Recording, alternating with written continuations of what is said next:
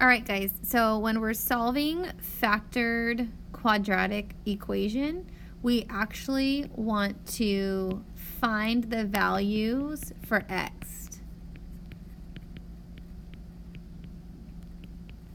And to solve for x, we use the zero product property.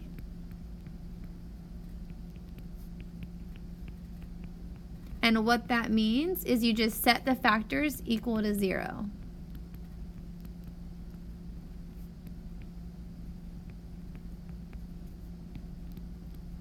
Graphically, what you're doing is you are finding the roots or x-intercepts of the graph when you're solving for x. So if you look at our example, we have two factors. One of them is x minus 5. So you set that one equal to 0 when solved. So the answer is 5. And then you set 2x minus 7 equal to 0. And then you solve for x. So if you add the 7 to the other side and then divide by 2, you get the answer is 7/2. So we have two answers. This parabola is going to cross the x-axis at 5 and as 7/2. For this next example, for us to be able to solve for x, we have to write it in standard form. So we need all the terms on one side. So we're going to subtract that 6x over. So we get 3x squared minus 6x equals 0. So you just want to write it in standard form. Standard form. And then we just want to start factoring. So here we're just going to factor out a monomial. So both of these terms have a 3 and an x in common. So remember, what you factor out goes on the outside, and then you simplify. So 3 over 3 is 1. X squared over x is going to give you x. And then 6 divided by 3 is 2. X over x will give you 1. So now we have our two factors. We have 3x and x minus 2. So now we're going to set factors equal to 0 and solve.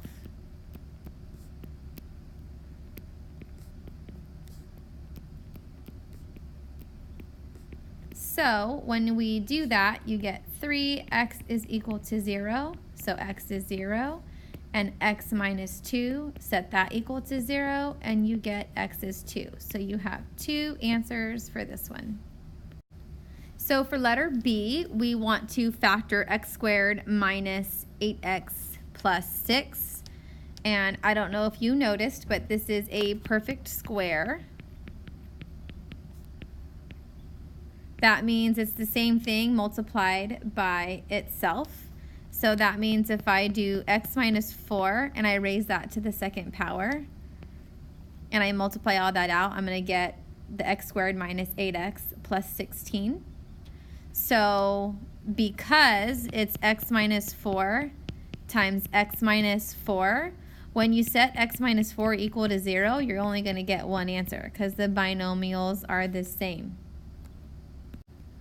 So when this happens, this is called a repeated or double root.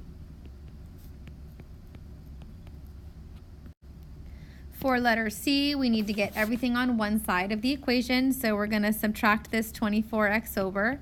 So 4x squared minus 4x minus 24, set that equal to 0. So that is just going to be writing in standard form.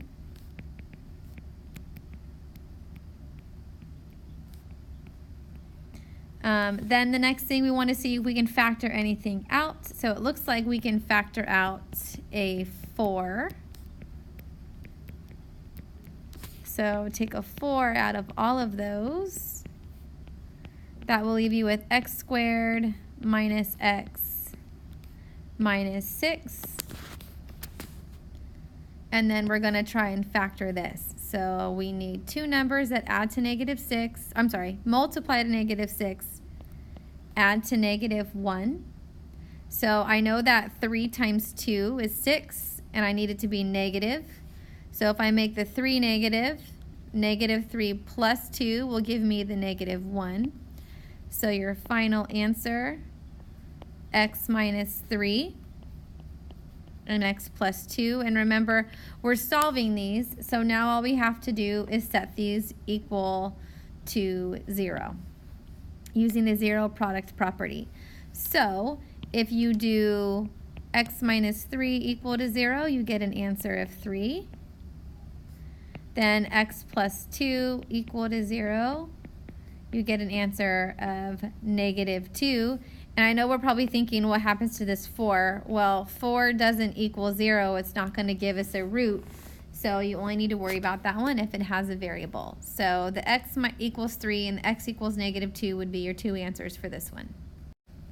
So this one looks pretty scary just because it has fractions, but we can very easily get rid of the fractions if we multiply everything by 15.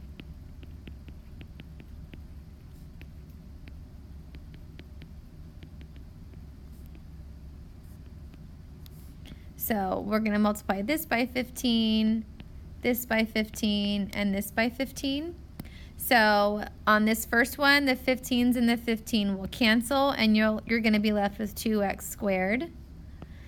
And then 15 divided by 3 is 5, so that's going to leave you with a minus 5x. Then we have a negative, and then we have 15 divided by 5 is 3, and negative 1 and 3 is going to give us negative 3. So now we just need to get everything on one side. So we need to move this over there, and we get 2x squared minus 5x plus 3 is equal to 0. So now we're going to try to solve for x, and we need to do that by factoring.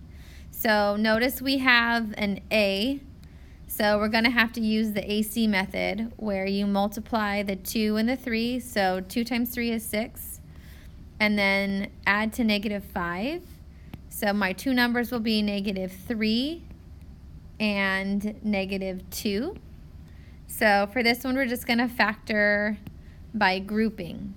So 2x squared, I'm going to put the minus 2x here so I can factor out a 2, and then the minus 3x, then the plus 3, all equal to 0.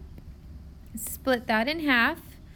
And now we're going to do some factoring. So take a 2x out of the first one.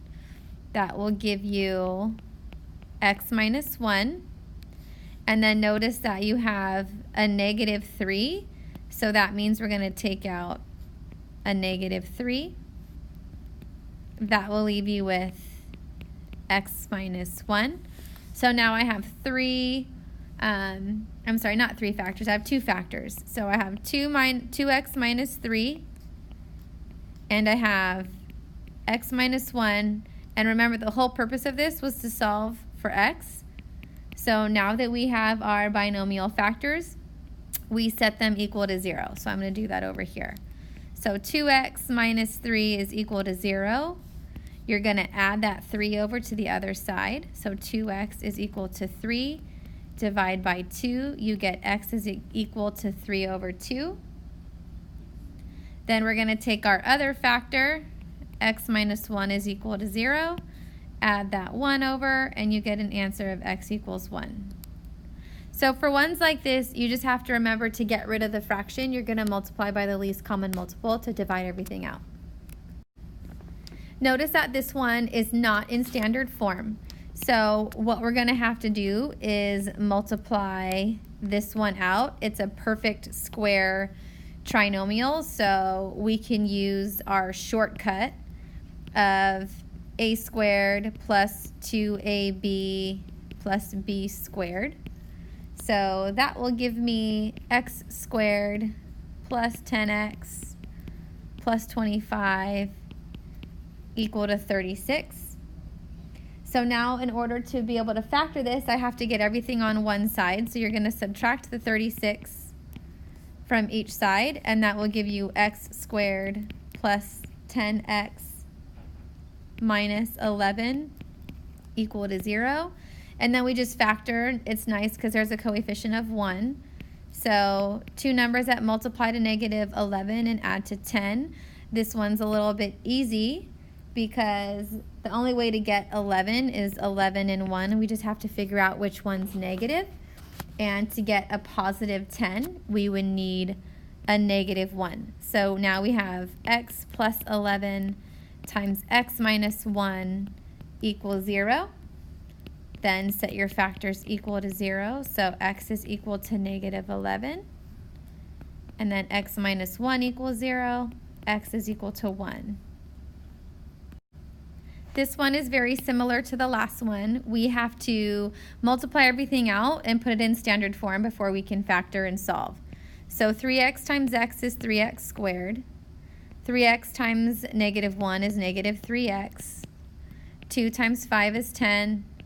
And then 2 times negative x is negative 2x. We are going to add the 2x to the other side. That gives us 3x squared minus x equals 10. And then we can subtract the 10 from each side. And that will give me 3x squared minus x minus 10 equals 0. So this one is a little bit more difficult to factor just because there's a coefficient of 3. You can't factor anything out. So we're going to do the AC diamond method. So 3 times negative 10 is negative 30. I need two numbers that multiply to negative 30 and add to negative 1. Those numbers would be negative 6 and 5. So we're going to go ahead and rewrite this as 3x squared minus 6x plus 5x minus 10, and then factor by grouping. So on this first group, we can take out a 3x. So that will give you 3x times x minus 2.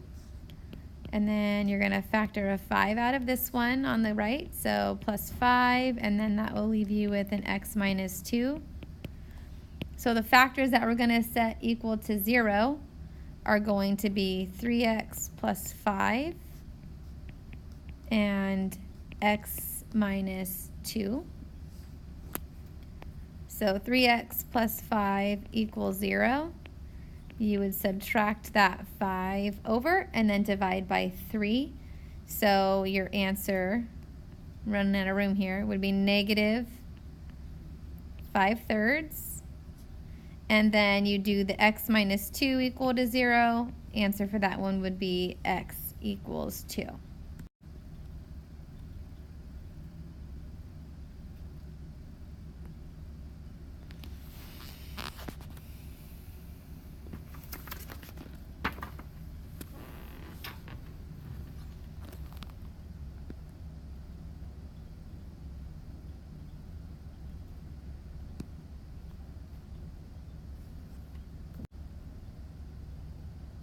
All right, so you guys have the rest of the time to work on your homework. When I come back tomorrow, I'll make sure that we go over all of the answers and work out any problems that you guys have.